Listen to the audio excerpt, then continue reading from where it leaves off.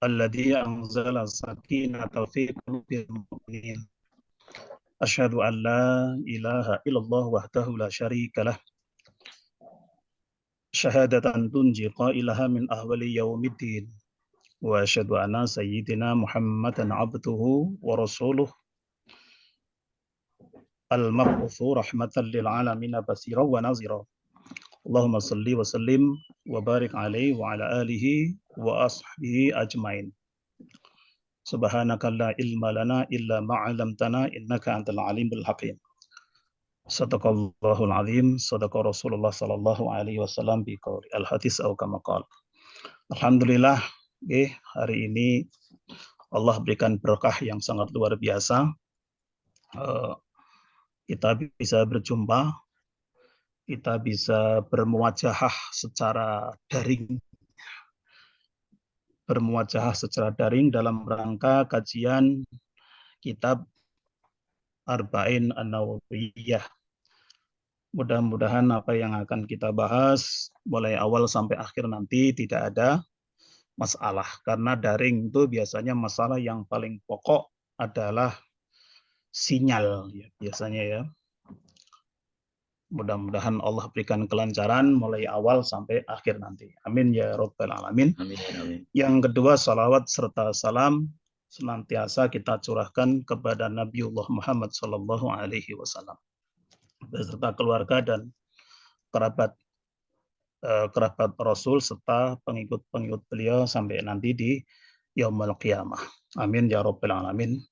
Yang kedua, mudah-mudahan Allah berikan kekuatan, kesehatan, baik secara jasmani maupun kesehatan secara rohani. Sehingga kita bisa menjalankan ibadah puasa bulan Ramadan yang insya Allah kita sudah memasuki hari yang ketiga ini, senantiasa diberikan kelancaran, senantiasa diberikan kemudahan oleh Allah Subhanahu wa Ta'ala. Amin ya Rabbal Alamin. Oke, alhamdulillah. Ini meskipun sudah dibahas, saya senang membahas yang bab 4 ini, maka izinkan saya nanti kita lanjutkan di bab 5 ya. Mudah-mudahan pagi ini bisa bab 2 ya. Bukan bab 2, maksudnya 2 bab ya.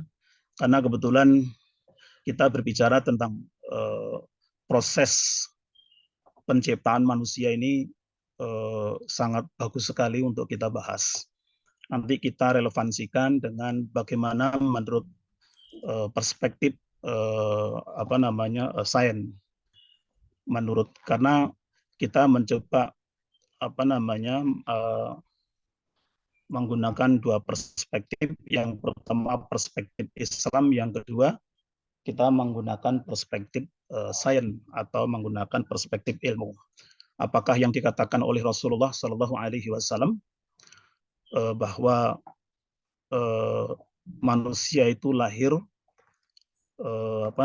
selama 4 bulan di tiap ruh, itu apakah cocok atau relevan dalam perspektif ilmu pengetahuan. Ini penting juga karena ini juga bagian yang saya ajarkan kepada mahasiswa-mahasiswi. Tujuannya adalah supaya mereka mengerti dari mana mereka berasal dan akan kemana mereka akan menuju. Kalau dia memahami tentang dirinya, tentang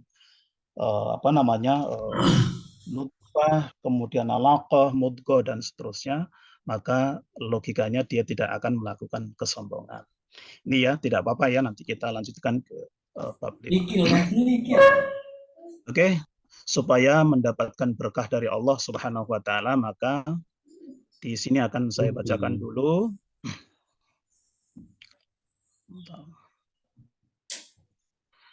A'udzu billahi minasyaitonir rajim. Bismillahirrahmanirrahim. Hadis yang keempat, an Abi Abdurrahman Abdullah bin Mas'ud radhiyallahu anhu. Qal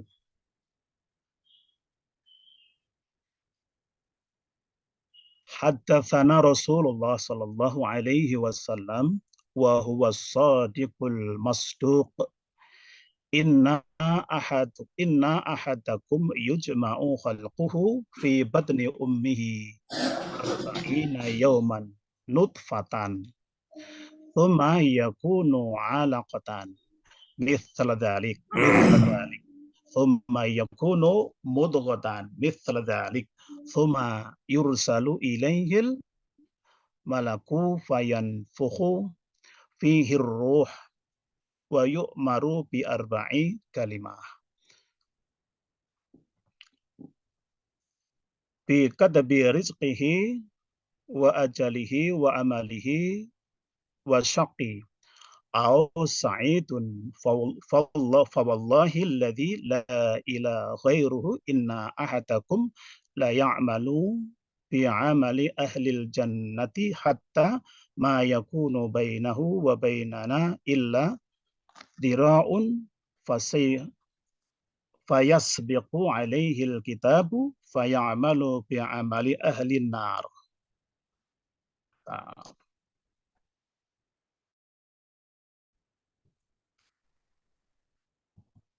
ini ahli nari fayadkhuluha wa inna ahadakum la ya'malu bi'amali ahli nari hatta ma yakunu bainahu wa bainaha illa tira'un fayasbiqu alaihi alkitabu fayamal bi amali ahlil jannati fayadkhuluha. Sadaqa Rasulullah sallallahu alaihi wasallam. Hadis ini diriwayatkan oleh Imam Bukhari dan Imam Muslim. Ini kalau di kitab-kitab lain atau ditulis lain kadang-kala disebut sebagai perawi yang muttafaqun alaih. Muttafaqun alaih itu ya dua orang ini, dua perawi ini, yaitu Imam Bukhari atau Bukhari dan Muslim. Ini penyebutan ini biasanya banyak yang salah ya. Karena orang menyebut Bukhari dan Muslim ini biasanya langsung digandeng. Seakan-akan rawahul Bukhari Muslim. Itu penyebutan salah. Kalau rawah Bukhari Muslim itu maknanya berarti Bukhari itu seorang Muslim. Padahal itu Bukhari sendiri, Muslim sendiri. Ini nama orang. Ya, ini yang kadang-kala keliru. Kadang-kadang keliru. Oke. Nih.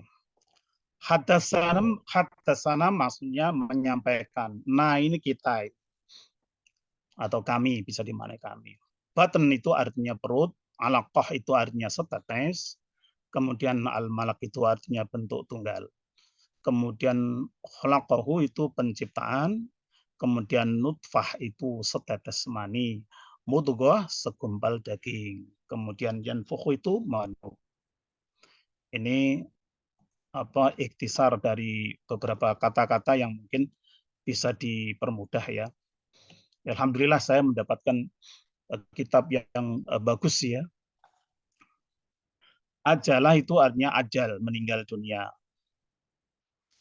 Kemudian berikutnya adalah saqi, artinya celaka. Oke.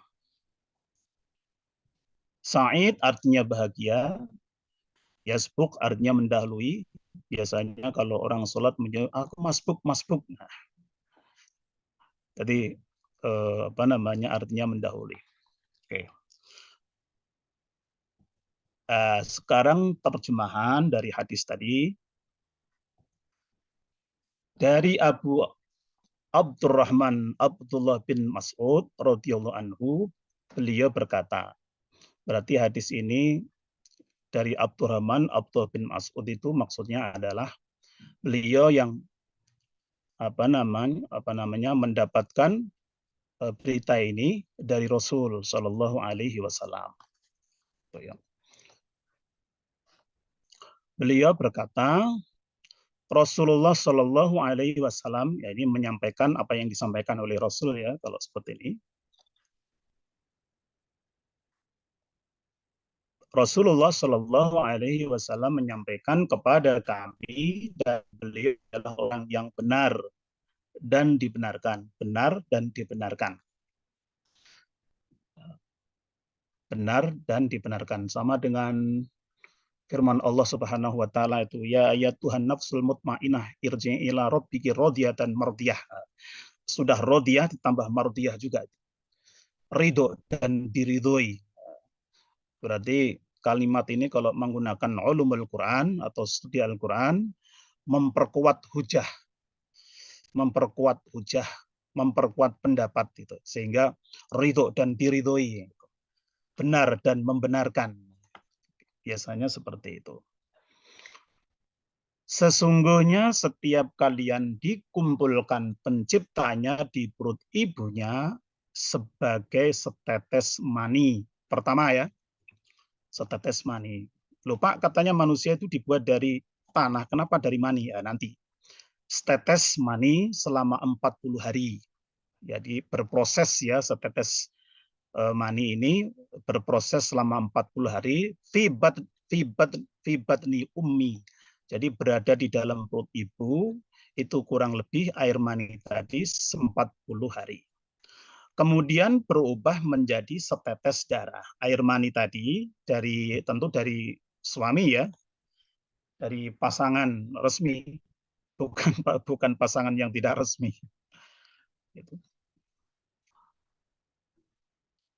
Berubah lagi 40 hari air mani tadi.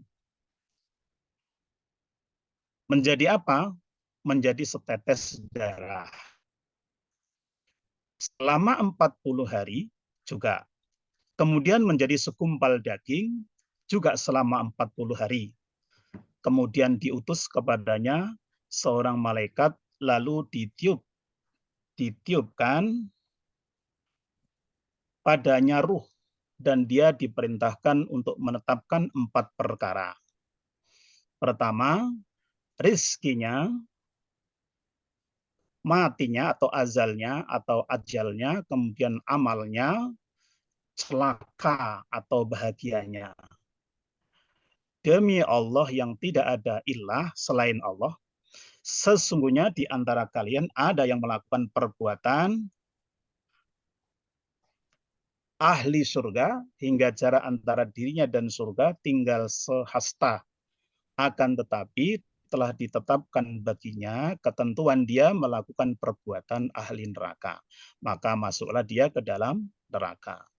Sesungguhnya di antara kalian ada yang melakukan perbuatan ahli neraka hingga jarak antara dirinya dan neraka tinggal sehasta juga. Akan tetapi telah ditetapkan juga baginya ketentuan dia melakukan perbuatan ahli surga.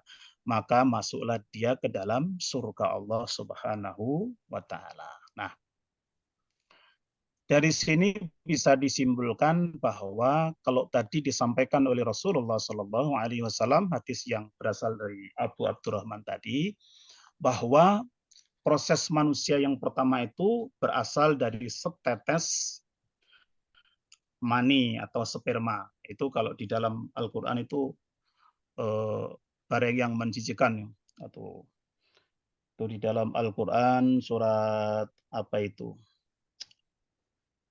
Lupa itu. Air yang sangat menjijikan. Sebenarnya di sini juga ada makna secara tersirat ya. Kalau kita ini diciptakan oleh Allah dalam bentuk seperti itu, maka logika kita tidak boleh sombong. Mengapa? Toh kita juga berasal dari sesuatu yang sifatnya menjijikan. Nah, di situ. Itu berproses selama 40 hari. Kemudian menjadi darah pun juga 40 hari, kemudian menjadi daging itu 40 hari juga. Berarti total menjadi berapa? 40 ditambah 40, 80, 120. 120 kalau dibuat bulan sekitar berapa? 4 bulan ya. 4 bulan itulah kemudian ruh Allah meniupkan ruh, dan ruh itu berasal di Baitul Izzah atau tempat yang sangat tersembunyi, Lauhul Mahfud maksud saya. Di Lauhul Mahfud ada yang menyebut Lauhil Mahfud, tempat yang rahasia. Jadi ruh ini sebenarnya sudah diciptakan Allah Subhanahu wa taala sebelum manusia diberikan jasad oleh Allah Subhanahu wa taala, diberikan jasad atau jasmani atau badan oleh Allah Subhanahu wa taala karena sudah diciptakan terlebih dulu ruh itu oleh Allah Subhanahu wa taala. Nah, kemudian ditiuplah ruh. Nah, di sini juga ada pertanyaan bahwa ketika ruh sudah ditiup, oleh Allah, masuk ke dalam calon si jabang bayi yang sudah umur 120 hari alias 4 bulan itu, maka hakikatnya sang ibu atau mungkin bapak tidak boleh melakukan semacam kalau orang Jawa itu digugurkan. Tidak boleh digugurkan sepanjang tidak memiliki alasan yang dibenarkan oleh syariat. Tidak boleh digugurkan sepanjang tidak ada alasan yang diterima oleh syariat. Ini tidak diperbolehkan. Kenapa? Karena di situ sudah ada bentuknya, meskipun belum seperti manusia, meskipun belum berbentuk seperti manusia yang sempurna, karena masih 4 bulan, itu tidak diperbolehkan. Manakala tidak ada alasan yang bisa dipertanggungjawabkan ya, tapi kalau ada alasan yang bisa dipertanggungjawabkan ya tentu diperbolehkan. Misalkan ini kalau bayi ini mengandung, bayi ini cacat atau bayi ini alasan sesuai syariat Allah, maka diperbolehkan. Bayi ini kalau tidak digugurkan maka nanti justru akan merenggut nyawa ibunya, misalkan, itu diperbolehkan. Karena apa? Karena ada alasan, ada reasoning yang bisa dipertanggungjawabkan secara syariat. Tapi kalau tidak, maka tidak boleh. Apalagi itu sudah dalam bentuk sudah ada nyawanya. Nah, ini yang kadangkala kita ini mohon maaf kalau di sini mungkin enggak ya. Di sana itu kadangkala itu ceroboh ya. Ada alasan tapi alasannya sebenarnya sepele, kemudian kita melakukan menggugurkan itu ya. Itu yang tidak diperkenankan. Nah, 4 bulan ini kemudian Allah tiup ruh.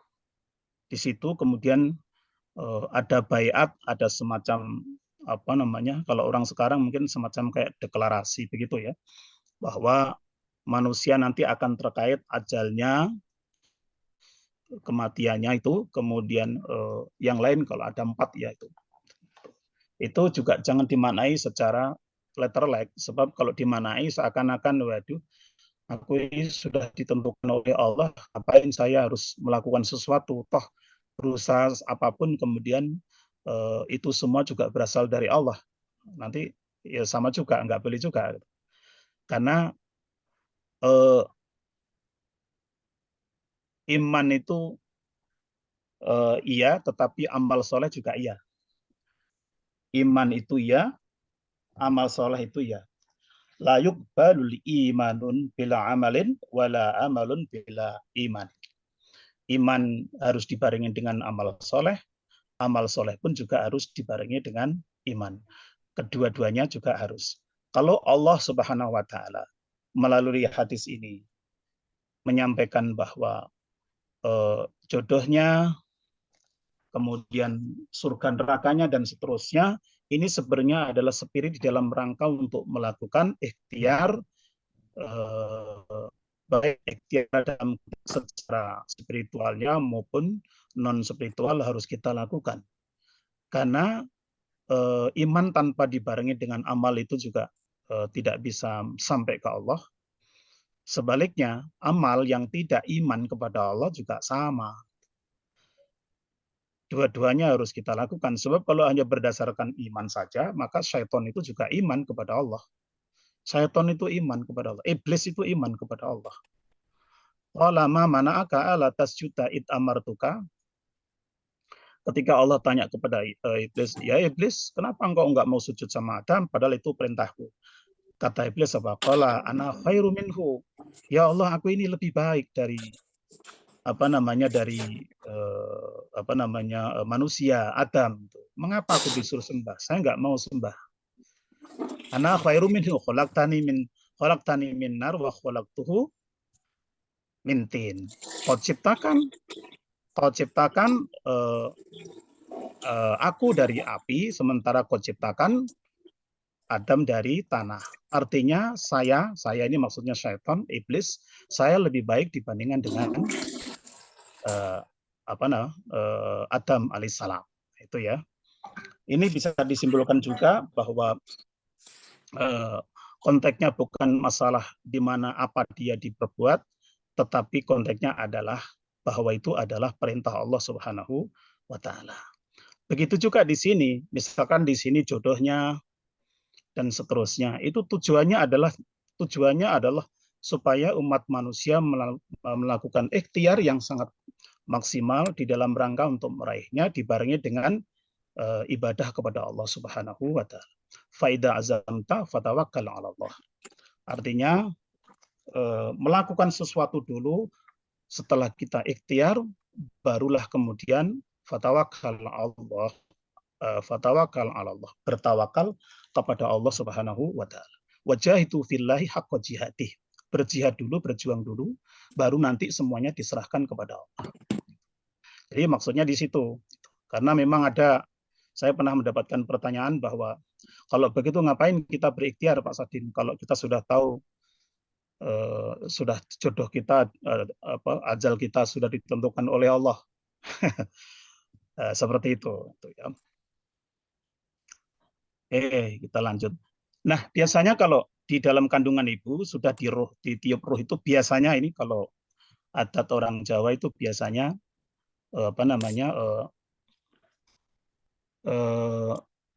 bayi itu kalau sudah ada ruhnya itu kadang-kala bertingkah pola ya.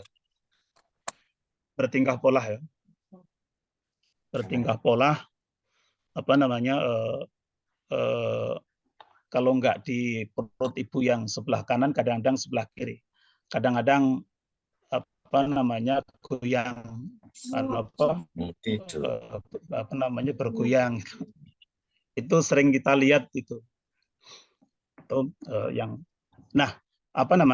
Itu menunjukkan bahwa di dalam janin, di dalam kandungan ibu janin yang ada di dalam kandungan ibu tadi menunjukkan bahwa di dalamnya sudah ada ruh. Dari ruh Allah Subhanahu wa taala yang sudah ditiupkan oleh Allah Subhanahu wa taala. Ruh yang memang sebelumnya disimpan oleh Allah di Lauhul Mahfud atau Lauhil Mahfud tadi sudah ada, sehingga kadang-kala melakukan gerak-gerak. Kalau istri-istri kita sering kita lihat itu umur 4 bulan, 5 bulan, bahkan mungkin 6 bulan itu masih gerak-gerak. Itu sering kita lihat. Dulu juga sama istri saya. Kandungan hadis ini, Allah Ta'ala mengetahui tentang keadaan makhluk sebelum mereka diciptakan, apa yang akan mereka alami, termasuk masalah bahagia dan celaka. Nah, ini yang berkaitan dengan tadi mengenai di baiat, apa istilahnya? Saya menggunakan istilah baiat ya. Allah sudah mengetahui, tentu pasti ya mengetahui tentang apa yang akan dialami oleh manusia yang akan lahir di dunia, di bumi tadi. Makanya di situ di baiat. Tidak mungkin bagi manusia di dunia ini untuk memutuskan bahwa dirinya masuk surga atau neraka, akan tetapi amal perbuatan merupakan sebab untuk masuki keduanya. Ini tadi yang kami sampaikan, yaitu la yuqbalul imanun bila amalin wala amalun manin. Artinya iman tanpa dibarengi dengan amal soleh tidak bisa diterima oleh Allah. Begitu juga amal soleh yang tanpa dibarengi iman kepada Allah juga tidak bisa. Dua-duanya harus kita lakukan. Sebab kalau hanya berdasarkan iman, maka iblis itu juga iman kepada Allah Subhanahu wa taala.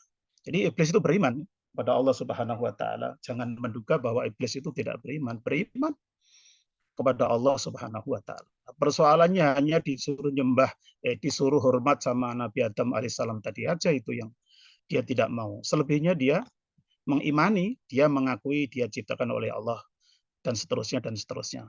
Mereka mengakui itu, tetapi karena dia merasa yang lebih dulu diciptakan, dia juga merasa diciptakan dari api, bahwa menurut iblis itu api itu adalah apa namanya yang terbaik dibandingkan dengan tanah.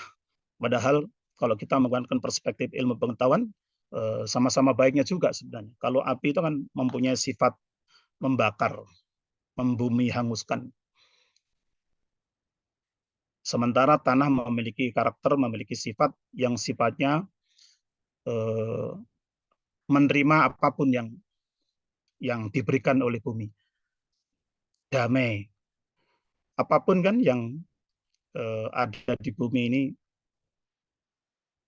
apa namanya, itu adalah bagian dari sifat. Makanya bumi ini juga bagian dari nanti akan yang menjadi saksi pada saat kita berada di Yaumul Ba'as, di hari kebangkitan nanti akan diintegrasi oleh Allah. Yang menjadi saksi salah satunya adalah bumi. Yang menjadi saksi manusia nanti di hadapan Allah adalah bumi. Yauma idzin tuhadditsu akhbaruha. Di hari kiamat nanti, maka aku bumi juga akan memberitahukan kepada Allah berkaitan dengan apa yang diperbuat oleh umat manusia. Ya. Makanya kalau di kita ini biasanya bumi itu disebut Ibu Pertiwi. Disebut Ibu Pertiwi. Dan ibu itu biasanya juga dihormati di Indonesia. Ada hari ibu, tetapi hari bapak nggak ada. Amal perbuatan dinilai di akhirnya. Maka hendaklah manusia tidak terpedaya dengan kondisinya saat ini. Justru harus selalu mohon kepada Allah agar diberi keteguhan dan akhir yang baik, husnul khotimah. Ini yang kami sampaikan tadi, bahwa faida azamta fatawakkal 'ala Allah. Jadi jangan hanya terpaku kepada takdir, itu iya, karena itu milik Allah, takdir itu. Tetapi sebelum takdir apa namanya ada di kita, maka ikhtiar yang harus kita lakukan. Baik ikhtiar secara apa namanya rohani, hubungannya dengan Allah, maupun ikhtiar secara apa namanya ikhtiar secara tenaga, ya, secara tenaga pikiran. Dua-duanya harus kita maksimalkan. Itu tujuannya ke situ. Jadi kita kadang-kadang terpaku, ya wis anjene takdirku kok ngene, ya apa meneh rek, anjene ya wis ngene. Ini kan yang dikemaui oleh Allah. Jadi seakan-akan itu apa namanya kita mendapatkan takdir yang buruk. Padahal Allah mengatakan dalam Al-Quran surat An-Nisa bahwa segala kebaikan itu berasal dari Allah, segala keburukan itu berasal dari manusia itu sendiri. Nah, karena apa? Karena tidak melakukan, tidak berjalan sesuai dengan jalan yang sudah ditunjukkan oleh Allah. Wa ma yusaqiqi rasulan min ba'di ma tabayyana al-huda wa yattabi' ghayra sabilil mu'minin, dan seterusnya. Jadi Allah sudah memberikan jalan, bahkan juga petunjuk, tetapi mereka tidak mau apa namanya melalui jalan tersebut. Tidak mau melalui jalan tersebut, sehingga dia akan mendapatkan kesulitan-kesulitan. Disunahkan bersumpah untuk mendatangkan kemantapan sebuah perkara. Disunahkan ini, ya. Poin kelima tentang dalam masalah rezeki dan qanaah, menerima dengan mengambil sebab-sebab serta tidak terlalu mengejarnya dan mencurahkan hati karenanya. Tenang dalam masalah rezeki dan qanaah, menerima dengan mengambil sebab-sebab serta tidak terlalu mengejarnya dan mencurahkan hati karenanya. Memang kita harus mengejarnya rezeki itu, tidak mungkin tidak kita kejar. Cuma masalahnya juga jangan melampaui batas, karena ada juga yang kita kejar juga. Apa itu? Rezeki dalam konteks untuk akhirat nanti.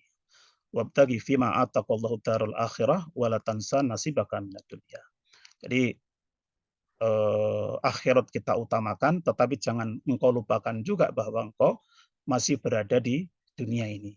Karena bagaimanapun kita ini di dunia ini juga punya tugas yang tidak ringan yang diamanahkan oleh Allah.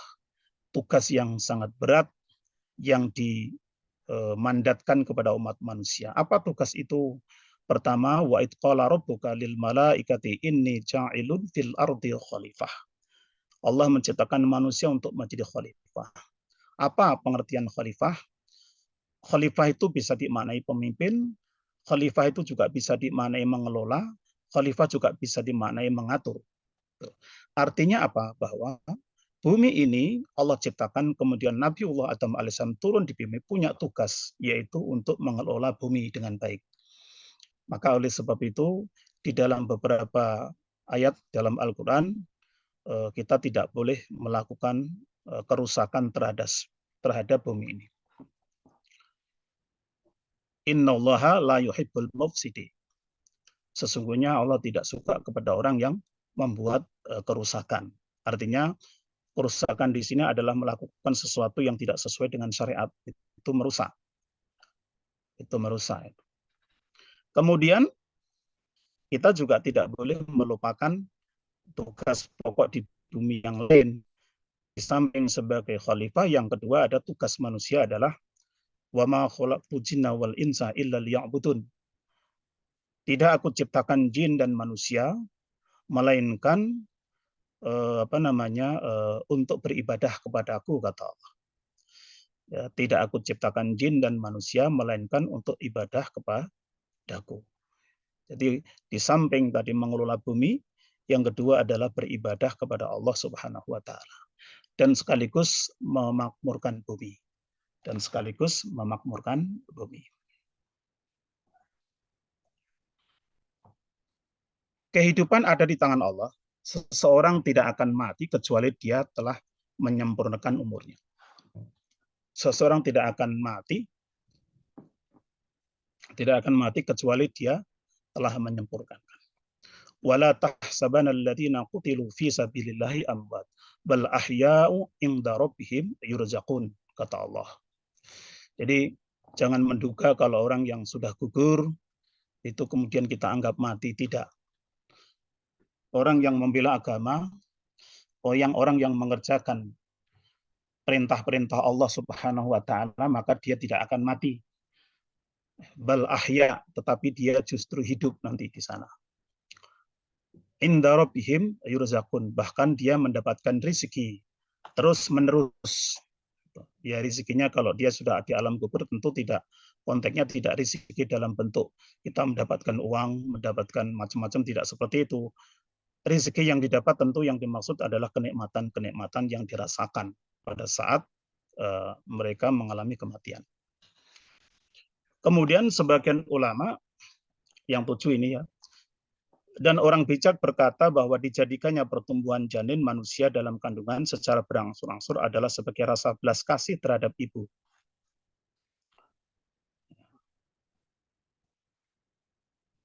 Sebagian ulama dan orang bijak berkata bahwa dijadikannya pertumbuhan janin manusia dalam kandungan secara berangsur-angsur adalah sebagai rasa belas kasih ibu, karena sesungguhnya Allah mampu menciptakannya sekaligus. Ini ya salah satu konten atau isi kandungan di dalam hadis yang diriwayatkan oleh Imam Al-Bukhari dan Muslim. Jadi ketujuh ini adalah sebagian ulama, itu berarti hujjah ulama ya. Dan orang bijak berkata bahwa dijadikannya pertumbuhan di janin manusia dalam kandungan secara berangsur-angsur adalah sebagai rasa belas kasihan terhadap ibu. Karena sesungguhnya Allah mampu menciptakannya sekaligus. Itu ya tujuannya. Kalau Allah mau kan tidak harus menggunakan proses seperti itu kan.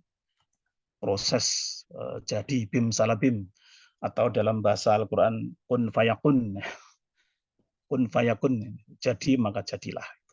Tapi disitulah Allah memiliki tujuan, karena setiap apa yang Allah berikan kepada kita itu pasti ada tujuan, dan tujuannya pasti baik.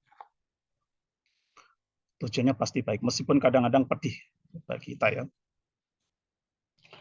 Oke, kalau kita melihat dalam perspektif Islam, tadi sudah kami sampaikan, sebenarnya banyak dalil-dalil dalam Al-Quran yang berkaitan dengan manusia, terhadap manusia dalam proses penciptaan manusia, maksud saya. Itu banyak sekali di dalam Al-Quran Karim. Sekarang kita akan berbicara tentang bagaimana kita melihat dalam perspektif Islam. Kemudian kita relevansikan dengan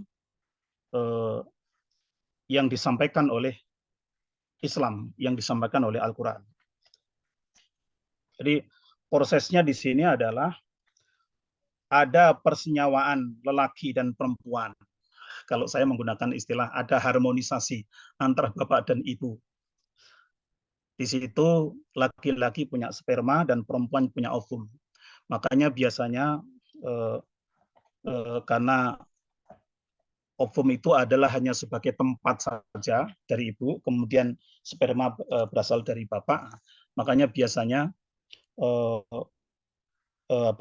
menggunakan, kalau nama itu menggunakan namanya bapaknya yang dipakai. Yang dipakai itu biasanya namanya bapak. Kemudian proses itu melakukan proses di dalamnya, kemudian ada persenyawaan berbentuk zigot, embrio, fetus, kemudian menjadi bayi.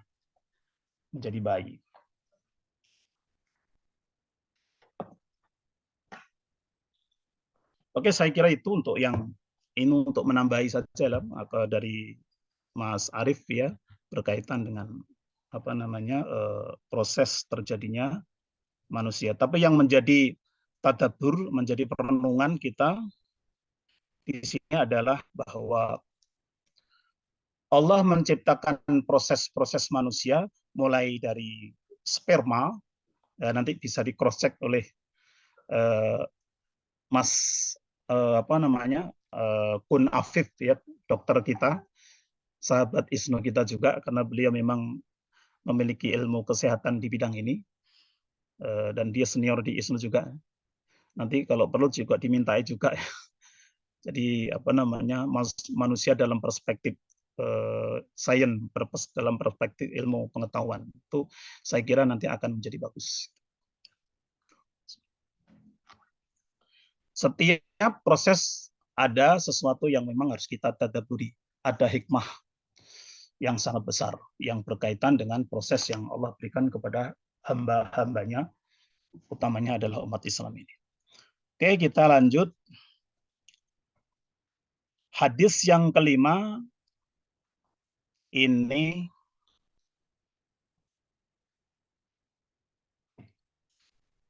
hadis juga yang diriwayatkan oleh Imam Al-Bukhari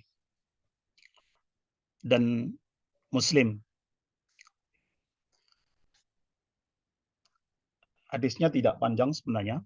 Kita baca supaya mendapatkan berkah. Bismillahirrahmanirrahim. An Ummil Mu'minina Ummi Abdillahi Aisyata radhiyallahu anha qalat qala Rasulullah sallallahu alaihi wasallam man ahaddatsa fi amrina hadza ma laysa minhu fahuwa raddun.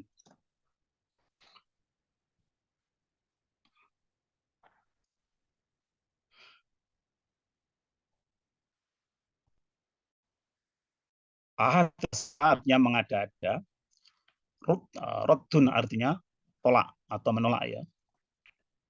Dari Ummul Mukminin Ummu Abdillah Aisyah radhiyallahu anha, dia berkata Rasulullah SAW bersabda, siapa yang mengada-ada dalam urusan agama kami ini yang bukan berasal darinya, maka dia tertolak. Bukhari, Muslim, dalam riwayat Muslim disebutkan siapa yang melakukan suatu perbuatan ibadah yang bukan urusan agama kami, maka dia tertolak. Nah, yang dimaksud tadi adalah perbuatan yang dinilai ibadah tidak bersumber dari ajaran ya. Kita juga kandungannya. setiap perbuatan ibadah yang tidak tersandar pada dalil syar'i ditolak dari pelakunya. Jadi apapun ya, apapun perbuatan yang kita lakukan didasari dengan syariat Allah, tanpa didasari dengan Al-Quran atau sunnah Nabi atau jumhurul ulama atau qiyas atau ijma' mursal dan seterusnya, maka dia tertolak. Ya, maka dia tertolak. Itu. Loh, Pak, apakah kerja itu masuk dalam kategori ibadah? Ibadah itu orang kadang-kadang membedakan, seakan-akan itu sholat itu ibadah, kemudian kerja itu seakan-akan dianggap tidak ibadah. Padahal juga sama, hukumnya juga sama-sama wajib kan. Kerja hukumnya wajib, sholat juga hukumnya wajib itu. Tapi kadang-kala kita ini masih menganggap bias, seakan-akan kerja itu tidak ibadah. Seakan-akan yang sholat itu ibadah, sementara kerja tidak ibadah. Padahal dua-duanya. Karena kerja itu juga dalam rangka untuk membangun peradaban juga kan. Untuk membangun peradaban dunia. Artinya apa? Artinya adalah masuk dalam ruang lingkup khalifah itu tadi, menjadi pengelola bumi itu tadi. Salah satunya adalah mulai dari diri sendiri, membangun mulai dari diri sendiri, keluarganya dan seterusnya itu. Nah, ini yang kadang-kala kita sering membedakan itu. Bahkan senyum saja itu juga bagian dari ibadah itu. Yang ngiri itu juga ibadah sebenarnya. Ngobrol kadang-kadang kosong, tapi ngobrol itu kadang-kadang kalau kontennya adalah berkaitan dengan Allah, saya kira itu juga bukan ngobrol, artinya dia berbicara tentang Allah, masuk dalam kategori apa? Yaitu dalam kategori ibadah kepada Allah Subhanahu wa taala. Hanya saja kadang-kadang konotasi ngobrol itu biasanya yang diobrolkan adalah sesuatu yang tidak berkaitan dengan syariah. Biasanya begitu, biasanya. Padahal kalau ngobrol kontennya bagus, isinya, temanya adalah berkaitan dengan Allah atau berkaitan dengan pekerjaan. Ya Allah, aku kok ganti pekerjaan. Bagaimana caranya ya? Kemudian saling memberitahukan. Ini saya kira itu masuk dalam kategori ibadah itu. Kemudian larangan dari perbuatan bid'ah yang buruk berdasarkan syariat. Larangan dari perbuatan bid'ah yang buruk berdasarkan syariat. Ya, pasti ya. Bid'ah yang buruk. Bid'ah yang buruk. Tadi berarti bid'ah yang tidak hasanah ya. Apakah ada Pak bid'ah hasanah? Ya ada. Bid'ah yang hasanah itu apa ya? Tarawih itu. Tarawih itu bid'ah hasanah itu. Yang sampai sekarang kadang-kala juga muncul lagi setiap menjelang Ramadan itu mesti kaitan-kaitan dengan seperti itu muncul lagi. Tapi alhamdulillahnya di ulama-ulama di Indonesia itu masih luar biasa ya. Perbedaan-perbedaan tetapi masih tidak seperti yang di luar negeri sana ya. Ada toleransi, ada batasan-batasan toleransi ya. Saya kira itu.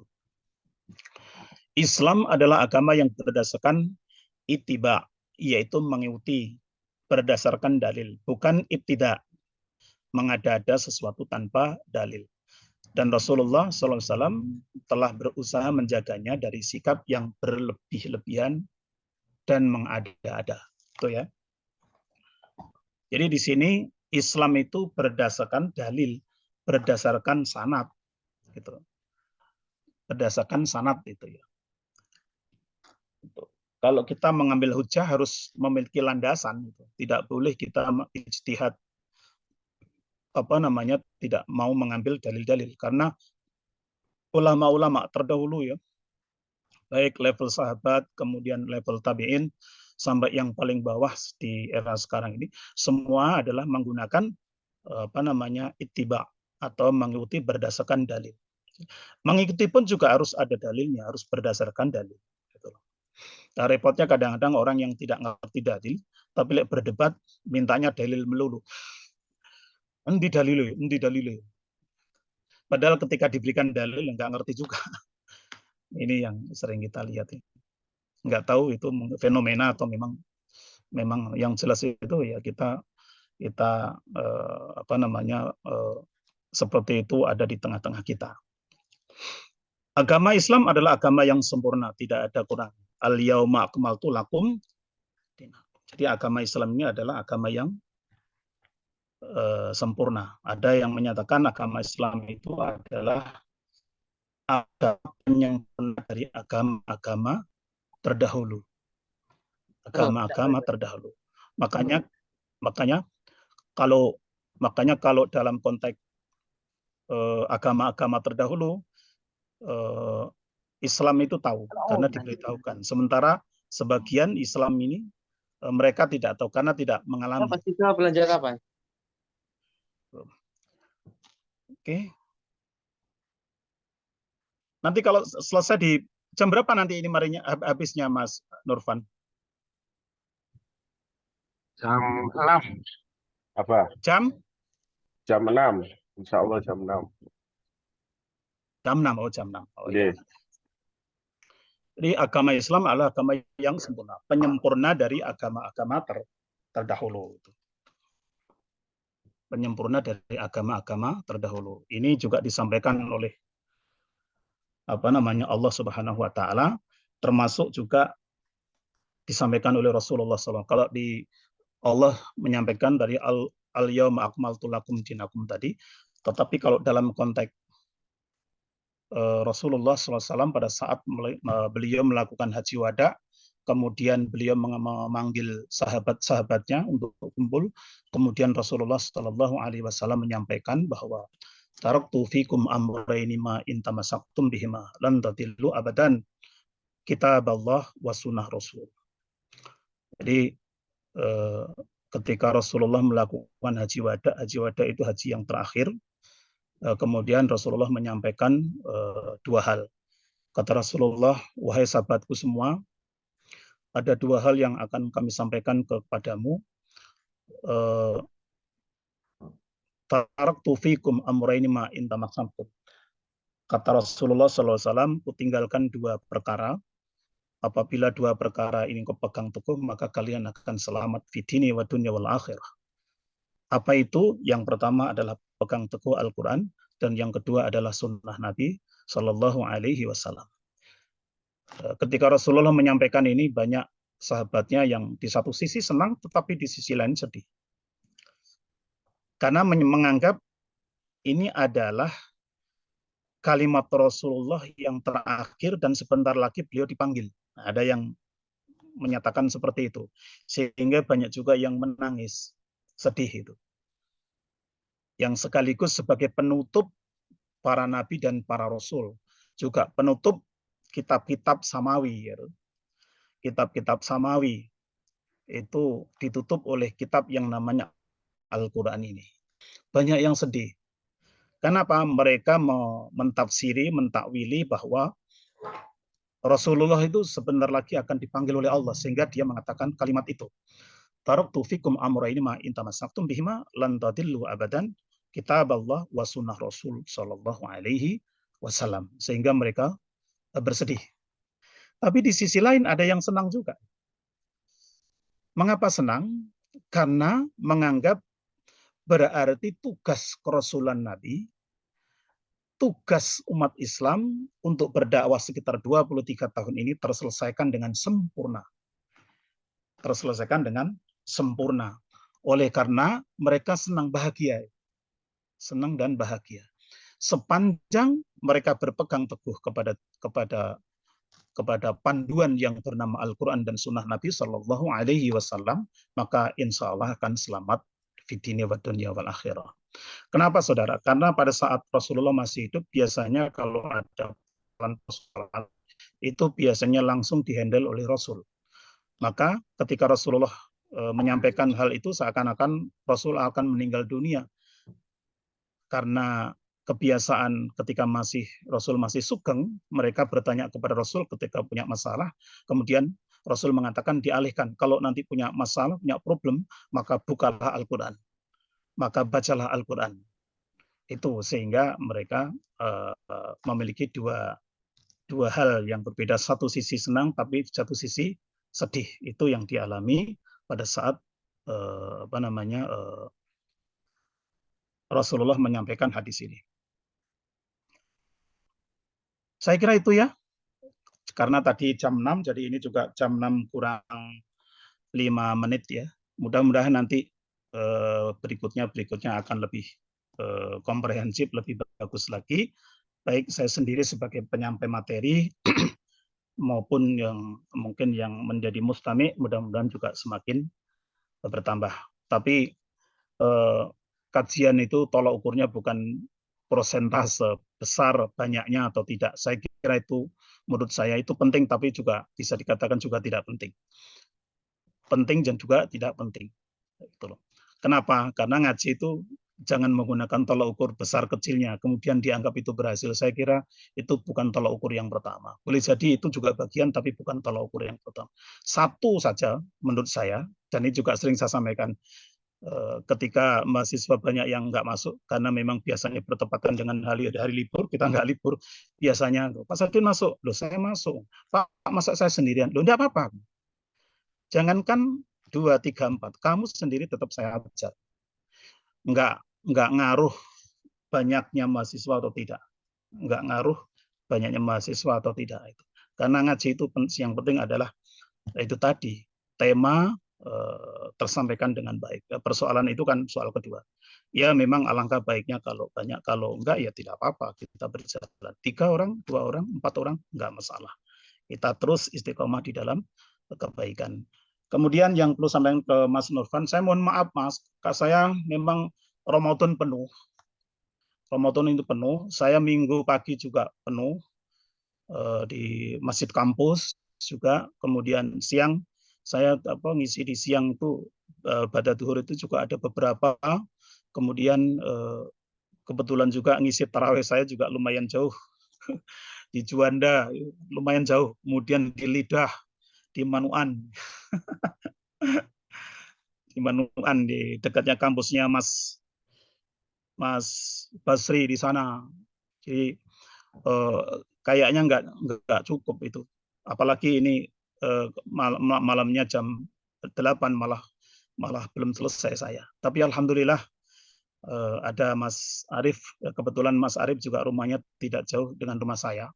Beliau rumahnya di sini sehingga bisa berkolaborasi. Mungkin kalau nanti dianggap nanti mungkin bisa jadi nanti saya tetap membantu kitab ini, atau mungkin biar gampang saya menyampaikan tema-tema yang sifatnya tematik juga nggak apa-apa. Tapi kalau seperti ini juga nggak apa-apa. Misalkan nanti Mas Arief sampai di sini, nanti tetap diberitahukan kira-kira hadis yang keberapa untuk saya, misalkan begitu.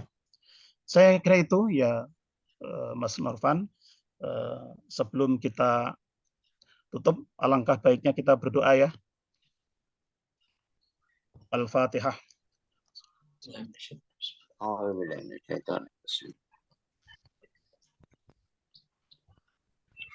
أعوذ بالله من الشيطان الرجيم بسم الله الرحمن الرحيم إن الله وملائكته يصلون على النبي يا أيها الذين آمنوا صلوا عليه وسلموا تسليما اللهم صل وسلم وبارك على سيدنا محمد وسلم ورضيه تبارك وتعالى عن كل صحابة رسول الله أجمعين الحمد لله رب العالمين اللهم إنا نسألك بحق الفاتحة المعظمة وسبع مثاني أن تفتح لنا بكل خير، وأن تتفضل علينا بكل خير، وأن تجعلنا من أهل الخير، وأن تعاملنا معاملتك لأهل الخير، وأن تحفظنا في أدياننا وأنفسنا وأولادنا وأصحابنا وأحبابنا من كل محنة وفتنة وبؤس وضير إنك ولي كل خير ومتفضل بكل خير ومؤتي لكل خير برحمتك يا أرحم الراحمين.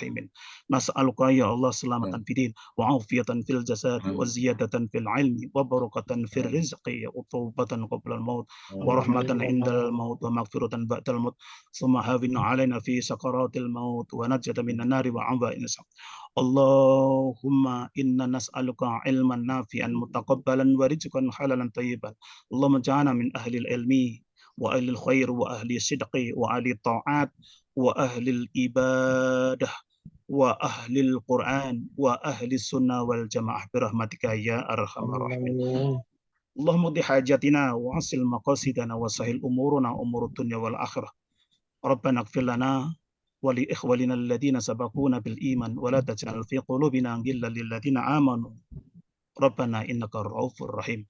Allahumma rabbana taqabbal minna innaka antas samiul alim wa tub alaina innaka antat tawwabur rahim. Rabbana atina fid dunya hasanah wa fil akhirati hasanah wa qina adzabannar wa nadkhinal jannata ma'al abrar ya aziz ya ghafar ya rabbal alamin. Wa sallallahu ala sayyidina Muhammadin wa ala alihi wa sahbihi wasallam. Subhana rabbika rabbil izzati amma yasifun. Wassalamu alal mursalin walhamdulillahi rabbil alamin. Bisirril Fatihah.